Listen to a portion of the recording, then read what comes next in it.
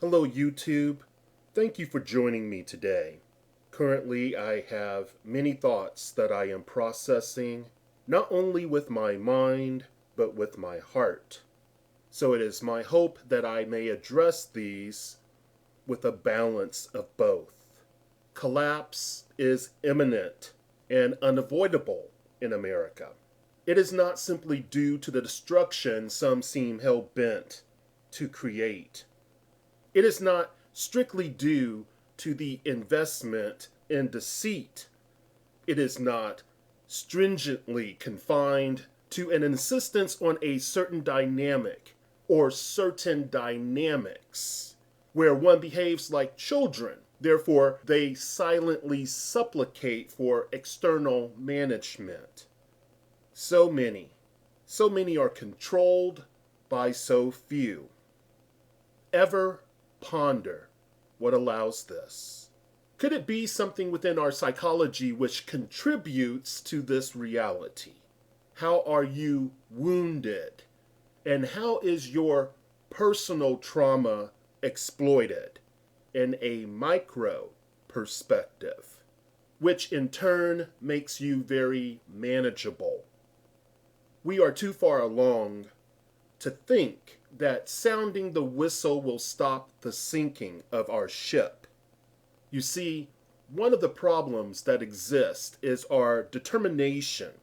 Determination to see all on board the ship I call America, or even globally speaking, as alive. Today, close observation in most cases is not needed to know that many are among the walking dead, or are placed in the realm of the perpetual soft touch. This is not because they do not see things as you do. No, let's not reduce this to something contemptibly narrow in outlook, knowing that the walking dead and the soft touch replicates quickly.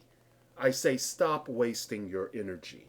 Stop attempting to communicate with those who are comfortably numb or who enjoys the role of the eternal patsy. Again, we are too far along this dark path. The question is why? Well, let's look closely at the manipulation. The exploitation I mentioned is due to our, collectively speaking, juvenile state of development. I reason a fully mature being is far less likely to consume the poison and the brainwashing of our current situation. Most, I am willing to wager, most people that is, do not care to know their own thoughts. So it becomes easy to place within them that which encourages a being to work against their own best interest.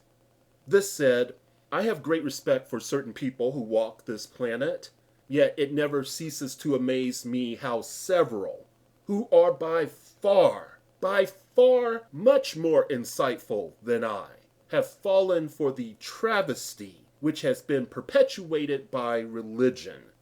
That is the forgiving of evil, or walking the path of unconditional love.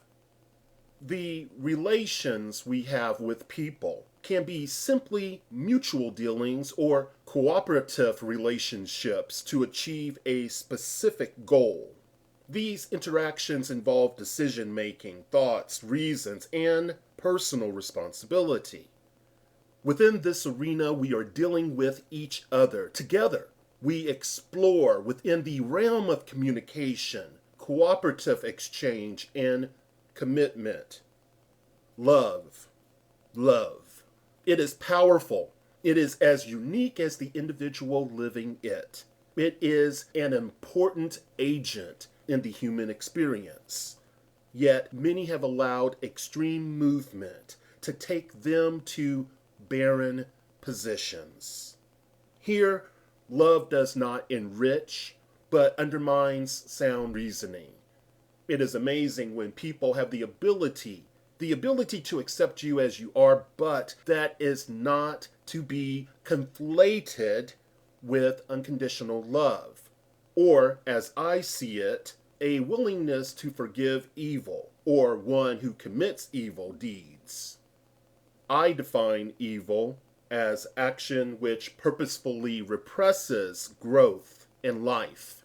Here I am not referring to an abnormal proliferation. I would also like to add to the definition.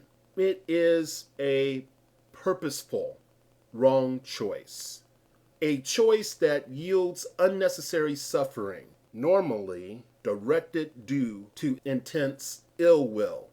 The key to seeing it clearly is when one perceives, whether in part or in totality, the effects of his or her actions.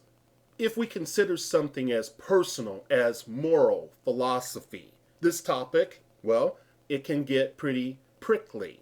Yet I warn, do as you will, but if you forgive evil, you become passively complicit with it, even if that evil is directed at you. Why would one open a door that allows you to condone evil done to others? If you are inclined to think an action is good enough for you, then it is appropriate to reason you would see one outside of you also to be worthy of said action. So again, why would one open a door that allows you to condone evil done to others? What would give you the right to forgive the evil done to others? Is it under the pretense of taking the higher ground? Could it be unconditional love is promoted because that person is only acting selfishly, that they see themselves as being in need of forgiveness due to a deep moral infraction or infractions? So they promote conditions which increase the odds of achieving a free pass. Or could it be that the agent of evil can easily use your moral fallacy against you? Many times we forget there are philosophical connotations to most of what we do, if not everything that we do. By pushing this dogma, you are willing to yield all of your resources. You can easily be dominated entirely by the influence generated by one who comprehends your Achilles heel. Going back to religion, especially Christianity, we are told to love our enemies. I call bullshit. Bullshit! Bullshit!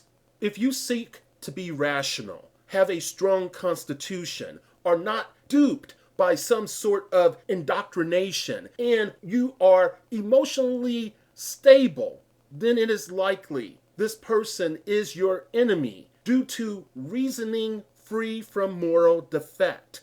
It is highly likely you have employed good judgment. There is a big difference, a whopper of a big difference, so to speak, between unconditional love and rising above potential division due to petty behavior. Let's not conflate the two. When engaging in personal revolution, we may be fooled by the naivete of the Beatles.